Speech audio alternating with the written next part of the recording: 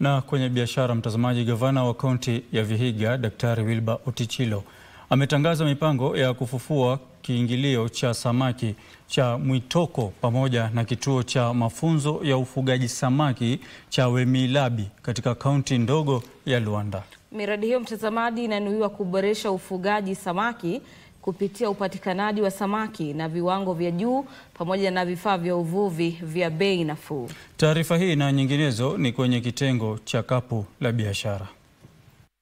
Kiungulio cha samaki cha Mwitoko kilichosimuliwa kwa sehemu ya miradi muhimu ya serikali ya kufufua uchumi baina ya mwaka 2009 na mwaka 2011 kimeongeza vidimbwi vyake kutoka 10 hadi 31. Kwa sasa kituo hicho kinasalisha samaki aina ya tilapia na African catfish ambao huuzwa katika kaunti za eneo la Ziwa. Gavana wa kaunti ya Vihiga Wilbur Otichilo anasema hadhi ya kituo hicho itainuliwa kupitia ushirikiano baina ya serikali ya kaunti na shirika la Norway kama sehemu ya kuboresha lishe miongoni mwa wananchi.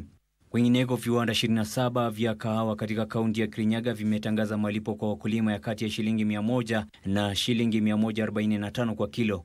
Maafisa wa vyama vya ushiriki vya kahawa katika kaunti ya Kirinyaga yanasema ongezeko la mapato hayo limechangiwa na bei iliyoimarika ya mbuni kufuatia ushirikishwaji wa viwanda 14 kwenye soko la kahawa la Nairobi ambako wanachama wanauza mazao yao. This year we have paid our farmers. The best factory we managed to pay at 145 shillings and 10 cents. That is Gasami factory.